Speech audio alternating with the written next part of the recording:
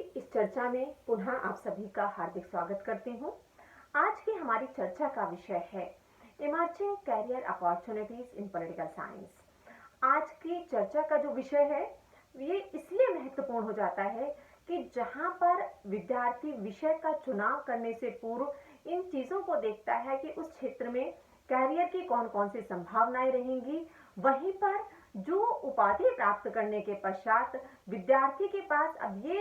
हम कहें ऑप्शन वो देखता है कि किन किन क्षेत्रों में वो अपना कैरियर बना सकता है। तो इन संदर्भों में यह महत्वपूर्ण हो जाता है। मैं प्रोफेसर अनुपम शर्मा, प्रोफेसर एवं अध्यक्ष राजनीति विज्ञान एवं मानवाधिकार विभाग, इंदिरा गांधी राष्ट्रीय जनजातीय केंद्रीय विश्वविद्यालय से संबद्ध हूँ। मित्रों, आज के विषय का जो चयन है या इस विषय पर बात करने के लिए मैंने इसलिए इसको चयन किया है कि मैं राजनीति विज्ञान की विद्यार्थी शोधार्थी लंबे समय तक रही हूँ और इसी के साथ साथ अब मैं विश्वविद्यालय में प्रोफेसर के पद पर लंबे समय से कार्यरत हूँ। तो इसलिए इस क्षेत्र में कौन कौन सी संभावनाएं हैं और किन किन क्षेत्रों में करियर बनाया जा सकता है, मैं आज उस पर बात करूंगी।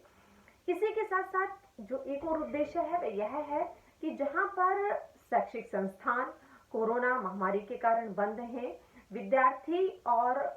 जो हमारे शिक्षक बंधु होते हैं वह ऑफलाइन जो माध्यम है उनसे क्लासेस नहीं हो पा रही हैं। तो किस प्रकार से हम अपने विद्यार्थियों से जुड़े, क्योंकि सरकार का भी ये निरंतर प्रयास रहा है, चाहे वो MHRD है, चाहे UGC है और विश्वविद्यालय के द्वारा भी इस बात पर बल दिया जा रहा है कि किस प्रकार से अपने विद्यार्थियों तक ये कंटेंट पहुंचाया जा सकता है जिससे वह उनकी जो सीखने की प्रक्रिया है वो निरंतर चलती रहे। इसलिए मैं बहुत लंबे समय से मैंने इसमें राजनीति विज्ञान, लोक प्रशासन और उसके साथ साथ जो करंट अफेयर्स के विषय हैं उन पर मैं वीडियो बना चुकी हूँ। ये जो वीडियो हैं, ये जो मेरा चैनल है उस पर डले हुए हैं और विद्यार्थी निरंतर उसमें पढ़ रहे हैं और अपने उसमें जो उनके जिज्ञासाएं हैं या उनके कमेंट्स हैं वो भी निरंतर भेज रहे हैं। यहाँ पर मैं एक चीज आपके साथ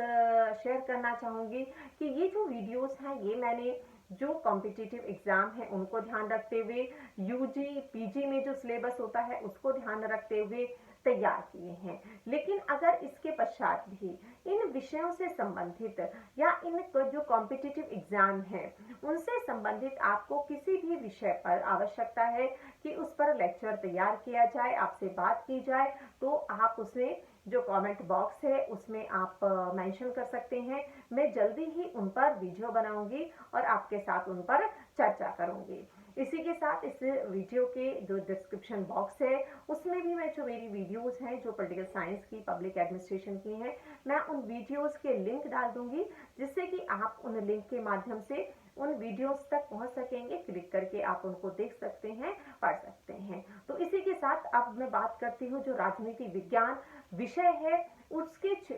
में उपाधि प्राप्त करने के पश्चात कैरियर के क्षेत्र में कौन कौन सी संभावनाएं हैं। इससे पहले मैं एक और वीडियो बना चुकी हूँ जिस पर मैंने राजनीति विज्ञान में जो कैरियर अपॉर्चुनिटीज हैं वो कौन कौन सी हैं उस पर चर्चा की है, जिनमें कि जहां पर हम देखें वह टीचिंग में है। टीचिंग उसके साथ साथ जो हायर एजुकेशन इंस्टीट्यूशन से लेकर उसके साथ साथ जो हायर सेकेंडरी स्कूल होते हैं वहां पर, और उसी के साथ साथ जो उसके पश्चात कॉम्पिटिटिव एग्जाम के माध्यम से किस प्रकार से दूसरी सेवाओं में जाया जा सकता है, जर्नलिज्म के क्षेत्र में कौन कौन सी संभावनाएं हैं। इसी के साथ जो दूसरे क्षेत्र हैं, इलेक्शन के दौरान जो पॉलिटिकल एनालिस्ट की भूमिका होती है, कंटेंट राइटर की भूमिका होती है, उन पर मैंने विस्तृत रूप से बात की है। आज मैं बात करूंगी कि जो उभरते हुए क्षेत्र हैं राजनीति विज्ञान के क्षेत्र में वो कौन कौन से हैं। जैसे हम देख रहे हैं कि लोकतांत्रिक व्यवस्थाएं धीरे धीरे और समृद्ध हो रही हैं, मजबूत हो रही हैं और उनका दायरा विस्तृत होता जा रहा है। तो ये जो दायरा है उस दायरे के साथ साथ जो राजनीति विज्ञान में उपाधि प्राप्त विद्यार्थी हैं, शोधार्थी हैं, उनके लिए कौन कौन से क्षेत्र हैं। तो जैसा कि इलेक्शन हम देखते हैं, इलेक्शन अभी कैसी प्रक्रिया है वो निरंतर चलती रहती है, कभी स्थानीय स्तर पर है, राज्य स्तर पर है, नेशनल इलेक्शन है, इलेक्शन होते रहते हैं। तो उनको मॉनिटर करने के लिए जो राजनीतिक दलों को आवश्यकता होती है विशेषज्ञों की उस दृष्टिकोण से, और इसी के साथ साथ जो पॉलिटिकल लीडर्स होते हैं जिनकी पार्टीज नहीं होती हैं या वो छोटी पार्टीज होती हैं, वो भी इस तरीके के जो इलेक्शन मॉनिटर होते हैं उनको, और पब्लिक ओपिनियन को, क्योंकि इस क्षेत्र में पब्लिक ओपिनियन को किस प्रकार से फ्रेम किया जा सकता है, तो उसमें जो राजनीतिक विज्ञान की ज्ञान रखते हैं या उस क्षेत्र में उपाधि प्राप्त होते हैं, उनमें को इनको जहां पर थ्योरेटिकल नॉलेज होती है, वहीं किस प्रकार से उसे व्यवहार में अपनाया जा सकता है, इम्प्लीमेंट किया जा सकता है, किस प्रकार से उसे लाभान्वित हो सकते हैं, तो वो इस पर हम कहें इसमें एक महत्वपूर्ण भूमिका का निर्वाह करता है। इसी के साथ साथ जो लेजिस्लेटिव असिस्टेंट की भूमिका होती है वो बहुत महत्वपूर्ण होती है। हम सभी जानते हैं जो लॉ मेकिंग बॉडीज होती हैं, पार्लियामेंट होती हैं, अगर स्टेट लेवल पे देखें तो जो इस तरीके की जो लेजिस्लेटिव बॉडीज होती हैं, तो लॉ मेकिंग जो प्रोसेस है वो निरंतर चलता रहता है। तो लॉ मेकिंग प्रोसेस में किस तरीके से सपोर्ट किया जा सकता है, किस प्रकार से हेल्प की जा सकती है, तो उसके लिए जो पॉलिटिकल साइंस बैकग्राउंड के डिग्री होल्डर्स होते हैं उनकी भूमिका महत्वपूर्ण होती है, क्योंकि उन्हें जिस प्रोसेस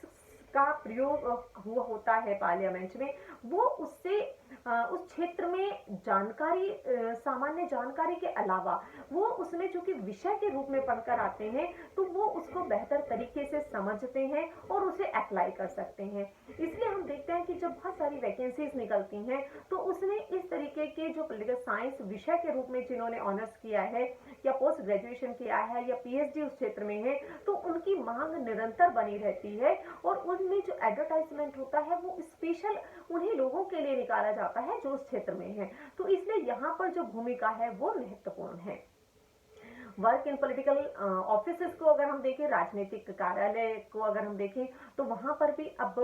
जो करियर अपॉर्चुनिटीज हैं वो बढ़ रही है, क्योंकि जो पॉलिटिकल ऑफिसेस हैं उनमें जो कार्य किया जा रहा है, जैसे मैंने कहा कि डेमोक्रेटिक प्रोसेस जिस तरीके से पार्टिसिपेटिव हो रहा है, इलेक्शन कंपटीशन बढ़ रहा है, लोगों की सहभागिता बढ़ रही है, तो किस तरीके से इन पॉलिटिकल ऑफिसेस में काम किया जाता है, उन काम करने में जो राजनीतिक विज्ञान विषय के जो लोग होते हैं उनकी जो भूमिका होती है वो बहुत महत्वपूर्ण हो जाती है। अब एक जो बहुत महत्वपूर्ण उभरता हुआ क्षेत्र है जिसे हम पॉलिटिकल स्ट्रेटेजिस्ट का कहते हैं, और भारत में अगर हम इसे देखें तो इसमें जो मिस्टर प्रशांत किशोर जी ने जिस प्रकार से राजनीतिक दलों के साथ जुड़कर रणनीतिकार की भूमिका का निर्वाह किया है, उसने बहुत सारे ऑप्शन जो है जो पॉलिटिकल साइंस के क्षेत्र में काम करने वाले लोग हैं उनके लिए खोल दिए हैं। 2014 से जो उन्होंने अपनी ये यात्रा शुरू की थी, तो उसके साथ साथ वो विभिन्न राजनीतिक दलों के साथ जुड़ते रहे हैं, और किस प्रकार से राजनीतिक दलों के द्वारा इस हम कहें कॉम्पिटिटिव इलेक्शन के दौरान या इलेक्शन से पूर्व भी किस तरीके से पार्टीज इलेक्शन जीत सकती हैं, अपनी जो परफॉर्मेंस है उसे लोगों तक किस प्रकार से पहुंचा सकती हैं, तो उन्होंने जिस प्रकार से इस क्षेत्र में कार्य किया है, तो यहाँ पर अब कैरियर की संभावनाएं बहुत सारी हैं, क्योंकि अब दूसरे राजनीतिक दलों के द्वारा भी इस बात पर बल दिया जा रहा है, प्रयास किया जा रहा है कि किस प्रकार से वह अपने जो उनके घोषणा पत्र हैं, उन्होंने जो कार्य किए हैं सरकार के रूप में रहते हुए, उन कार्यों को लोगों तक कैसे पहुंचा जाए, किस तरीके के काम किए जाए, लोगों तक उनका प्रचार एवं प्रसार किया जाए, किस तरह लोगों से जुड़ा जाए, तो वहां जो ये भूमिका है वह और महत्वपूर्ण होती जा रही है। अब हम इसी के साथ साथ देखें एक लॉबिस्ट की भूमिका भी होती है, जहां पर जो पॉलिटिकल अगर हम कहें जो डिग्री होल्डर्स होते हैं वो क्या करते हैं, पॉलिटिकल पार्टीज के लिए, पॉलिटिकल लीडर्स के लिए वो लॉबिंग करते हैं। वो means they are not directly involve in the politics but they work for the politicians. Means जो पॉलिटिशियंस होते हैं उनको वो इनडायरेक्ट रूप से हेल्प करते हैं, सपोर्ट करते हैं, और वहां पर उनके लिए एक तरीके से हम कहें पॉलिटिकल जो प्लेटफॉर्म है उसको तैयार करने का काम करते हैं। और इस तरीके की जो भूमिका है ये न केवल भारत में बल्कि अन्य देशों में भी इस तरीके की जो डिमांड है वो निरंतर बढ़ रही है। एक और उभरता हुआ क्षेत्र है जिसे हम पॉलिटिकल कंसल्टेंसी का कहते हैं। जैसा कि मैंने अभी कहा था कि जो इलेक्शंस हैं वो एक अब कॉन्टिन्यूअस प्रोसेस है, तो कॉन्टिन्यूअस प्रोसेस होने के साथ साथ हर राजनीतिक दल के द्वारा ये प्रयास किया जाता है कि वो किसी भी प्रकार से इलेक्शन को जीते। अब लोकल लेवल का जो इलेक्शन है वो भी इतना महत्वपूर्ण हो जाता है कि जो नेशनल लेवल की पार्टीज हैं वो भी उसमें उतने ही अगर हम कहें गंभीरता से पार्टिसिपेट करती हैं। तो ये जो कंपटीशन है पॉलिटिकल पार्टीज के बीच में इलेक्शन के टाइम पे, तो ये जो पॉलिटिकल कंसल्टेंट होते हैं ये बेसिकली क्या करते हैं, ये अब इस तरीके की अपनी एजेंसी होती है, इनकी रजिस्टर्ड फर्म होती हैं और उनमें वो पॉलिटिकल पार्टीज को जो 1-1.5 साल पहले से अपना कार्य आरंभ कर देती हैं उनको सपोर्ट करते हैं, उनको हेल्प करते हैं, लोगों तक उनके जो ऑब्जेक्टिव्स हैं पहुंचाने के लिए, घोषणा पत्र को लोगों तक लेके जाने के लिए, जो कार्य किए हैं सरकार ने उनको लेके जाने के लिए किस प्रकार से वो अपने घोषणा पत्र तैयार करें, किस प्रकार से वह अपनी स्ट्रेटेजी तैयार करें, इलेक्शन के दौरान, इलेक्शन से पूर्व भी पॉलिटिकल वर्कर्स जो हैं वो किस प्रकार से काम करेंगे वो भी इनके द्वारा गाइड किया जाता है। क्योंकि जो पॉलिटिकल लीडर्स होते हैं basically they are generally involve in the policy making. तो वो तो पॉलिसी मेकिंग में जो है पॉलिटिकल पार्टीज को या जो सरकार में सरकारी रूलिंग पार्टी होती है वो पॉलिसीज बनाने में हो रहते हैं, लेकिन उनको किस तरीके से लोगों तक पहुंचाया जाए जिससे कि वो सरकार के बारे में, उन पॉलिसीज के बारे में समझ सके। इसी के साथ साथ पॉलिसी एनालिसिस करने के लिए भी अब इस प्रकार के एक्सपर्ट रखे जाते हैं कि जो कि सरकार की पॉलिसीज हैं उनको एनालिसिस कर सकें। क्योंकि जिस प्रकार से हम लोगों की सहभागिता की बात करते हैं तो वो सहभागिता को इस माध्यम से जाना जा सकता है कि जो पब्लिक पॉलिसी एनालिस्ट होते हैं वो ये देखते हैं कि जो पॉलिसी है और जो इम्प्लीमेंट हुई है उसका इम्पैक्ट क्या रहा है, उस इम्पैक्ट में क्या लोगों तक वो कितनी पहुंची है, क्या उसका एक्सपेक्टेड आउटकम था और क्या उसका रिजल्ट रहा है, कौन कौन से रिकमेंडेशन वो फर्दर सरकार को देना चाहते हैं। तो सरकार के लिए फीडबैक का भी काम करता है और जो एग्जिस्टिंग पॉलिसी होती है उसका वह इवोल्यूशन भी उनके द्वारा किया जाता है। तो इस प्रकार से जो पॉलिसी एनालिस्ट की भूमिका है वो भी महत्वपूर्ण होती जा रही है। इसी के साथ जब हम बात करते हैं कम्युनिटी सर्विस मैनेजर की, चूंकि जो कम्युनिटी सर्विस का कॉन्सेप्ट है कि लोग जो है जो इस तरीके के डिग्री होल्डर्स हैं जो एक्सपर्ट हैं इस क्षेत्र में, विशेषकर हम राजनीति विज्ञान के क्षेत्र की बात कर रहे हैं, तो how they can work with the people. तो वो जो कम्युनिटी सर्विस मैनेजर का कॉन्सेप्ट है कि कम्युनिटी में जो काम किया जाए उसको कैसे मैनेज किया जाए, तो वहां पर ये भूमिका महत्वपूर्ण हो जाती है। हम सभी जानते हैं कि सोशल मीडिया का जो क्षेत्र है वो निरंतर बढ़ता जा रहा है। तो ये जो सोशल मीडिया अकाउंट्स हैं इन्हें कैसे मैनेज किया जाए, क्योंकि सोशल मीडिया हैंडल करने ना एक चीज है, लेकिन उनको एफिशिएंटली मैनेज करना किस प्रकार का कंटेंट वहां पर दिया जाएगा, क्या सोशल मीडिया के लिए किस तरीके के जो है हम कहें कार्यक्रम लाए जाएंगे, क्या प्रोग्राम्स उस पर लाए जाएंगे, क्या उसके लिए जो लॉ है वो किस तरीके से काम करते हैं, कौन कौन सा ऑडियंस रहेगा। तो इन सोशल मीडिया को हैंडल करने के लिए या उनके लिए मैनेजर का रोल प्ले करने के लिए जो राजनीति विज्ञान के क्षेत्र में एक्सपर्ट होते हैं उनकी डिमांड बनी रहती है। क्योंकि बहुत सारी जो पॉलिटिकल पार्टीज हैं, लीडर्स हैं, रूलिंग पार्टी है, वो सोशल मीडिया का प्रयोग करते हुए जनता से जुड़ना चाहते हैं। क्योंकि जो आजकल नई जनरेशन है जो सोशल मीडिया पर बहुत एक्टिव रहती है, उसके साथ साथ अब ruling party, opposition party, independent leaders सभी सोशल मीडिया पर एक्टिव हो रहे हैं। तो इसलिए जो भूमिका है वो यहाँ पर जो राजनीति विज्ञान में डिग्री होल्डर्स हैं उनके लिए बहुत महत्वपूर्ण हो जाती है कि वो इस तरीके के क्षेत्र में करियर की संभावनाएं तलाश सकते हैं। इसी के साथ जो लॉ के क्षेत्र में जाना चाहते हैं तो उनके लिए भी जो political science as a major हम कहें स्टेपिंग स्टोन के रूप में काम करता है कि वो यहाँ पर पॉलिटिकल साइंस का जो बेसिक नॉलेज है वो यहाँ पर लेते हैं और उसके पश्चात वह लॉ की डिग्री में के प्रोग्राम में जाते हैं। तो इसलिए जो पॉलिटिकल साइंस है उनको यहाँ पर हेल्प करता है, उनकी नॉलेज जो है वो लॉ का जो उनका प्रोग्राम होता है उसको बेहतर तरीके से पूरा करने के लिए, प्रैक्टिस करने के लिए वो उनको हेल्प करती है। इसी के साथ आज के समय में जो ह्यूमन बिहेवियर की स्टडी है, क्योंकि जो हम कहें लोग ह्यूमन बिहेवियर को समझना चाहते हैं, उसका एनालिसिस करना चाहते हैं, तो राजनीति विज्ञान उनके लिए एक बेहतर ऑप्शन होता है। क्योंकि इस क्षेत्र में जहां पर वोटिंग बिहेवियर और इलेक्शन बिहेवियर इन दोनों की जो स्टडी है वो बहुत महत्वपूर्ण है। वोटिंग बिहेवियर, वोटर किस तरीके से अपना जो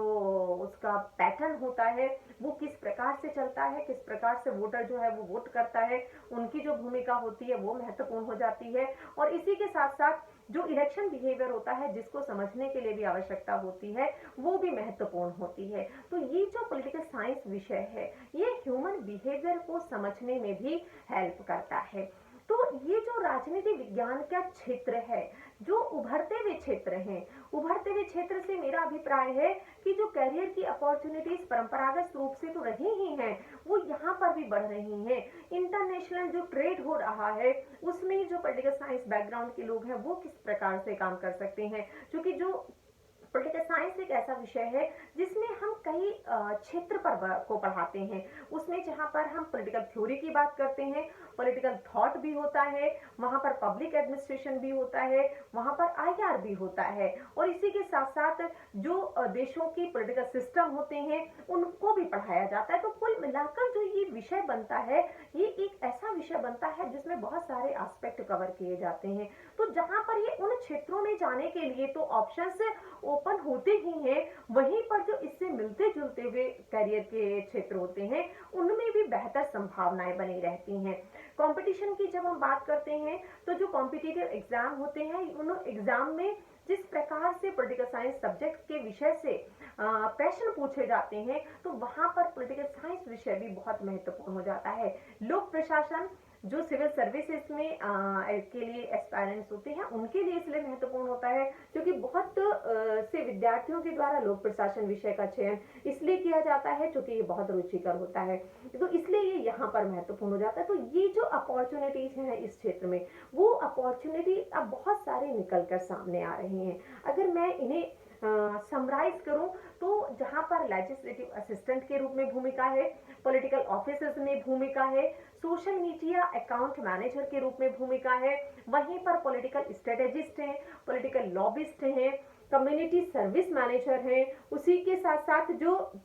स्टेपिंग स्टोन तो लॉ प्रोग्राम के रूप में है, और उसी के साथ ह्यूमन बिहेवियर की स्टडी के में भी क्षेत्र में संभावनाएं हैं। तो कुल मिलाकर अब इतने सारे क्षेत्र हैं जहां पर कि राजनीति विज्ञान के क्षेत्र में करियर बनाया जा सकता है। तो ये मैंने बात की कि जो इमर्जिंग करियर अपॉर्चुनिटीज हैं इससे संबंधित आपकी कोई जिज्ञासा हो, आपको कुछ इसमें जानना हो कि क्षेत्र में कार्य किया जा सकता है, क्योंकि मैंने इस क्षेत्र में जहां शोधार्थी के रूप में शोध किए हैं और अध्यापन के रूप में इस विषय को मैं पढ़ा रही हूं, तो अगर आपके उससे संबंधित कोई भी प्रश्न है, जिज्ञासा है, आप उसमें कमेंट्स बॉक्स में लिख सकते हैं, मैं उसका उत्तर देने का प्रयास करूंगी। इसी के साथ आप सभी का बहुत बहुत धन्यवाद।